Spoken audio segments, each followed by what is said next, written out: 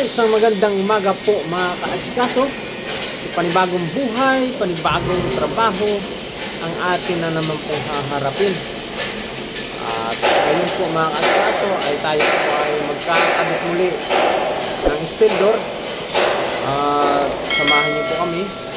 Well, shout out po dyan sa ating po mga kababayan, mga OFW.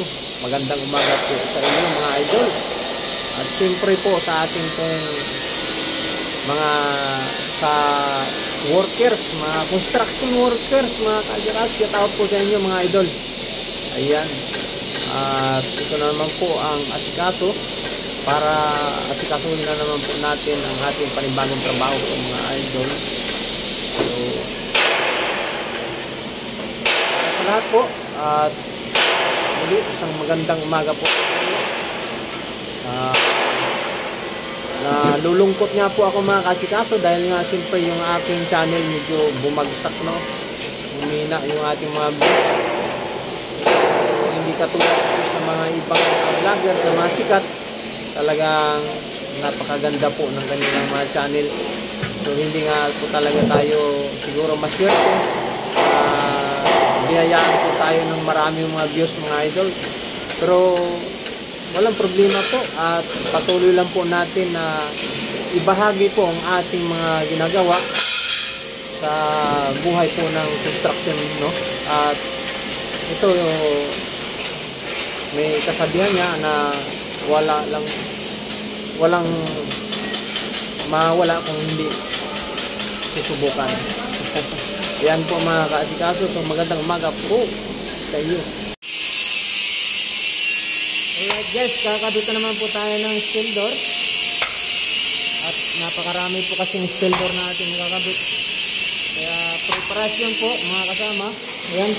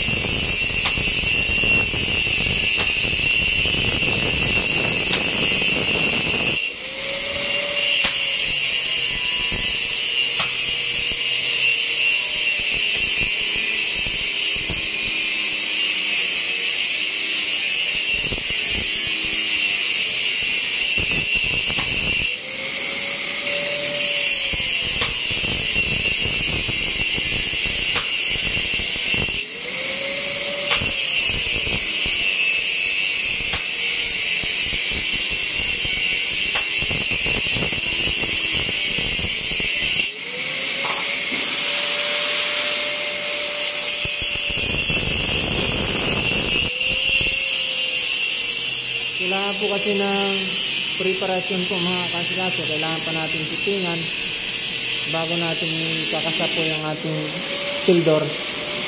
Dahil hindi naman po kasi pwede na hindi titingan kasi nga hindi magkakasya po yung ating steel door. Kailangan po natin na magbabawas.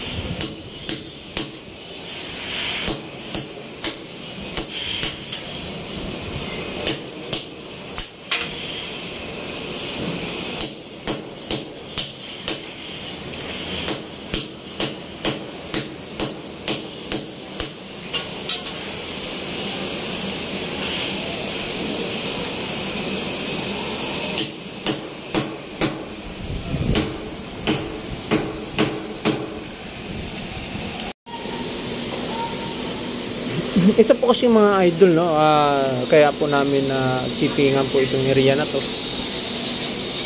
pataas. Yan, kasi ito kasi ang pagkakabitan natin ng steel door. Kaya natin uhukaan po natin mga kasikaso dahil dito po natin connect po kasi yung bakal para sa steel door. Kaya kung napapansin nyo po na mayroon po siyang mga chipping dito rin sa header. Yan. Kaya pag hindi po kasi natin ukaan at ibabaon lang po natin ang bakal dito sa precast natin, is medyo hindi masyadong matibay. Samantala po pagka welding po ang gagamitin natin is matibay talaga ng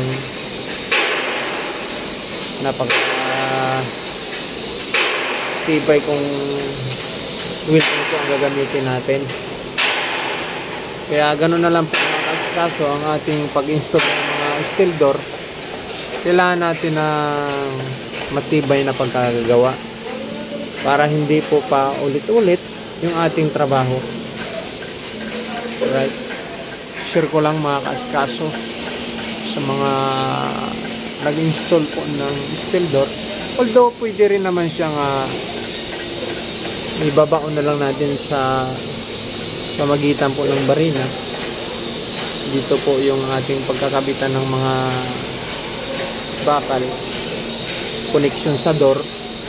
Pero para sa akin mas mainam na ang gagamitin natin is welding. Right? Okay. Alright. So ito po mga kaasikaso yung ating nagagawa sa steel door na kinabit natin.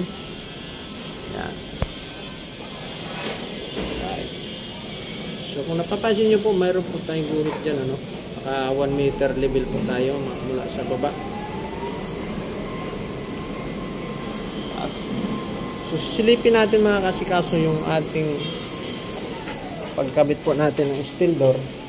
Yung connection po natin bakal. You know. Ganun po ang ating pagkakagawa. Right?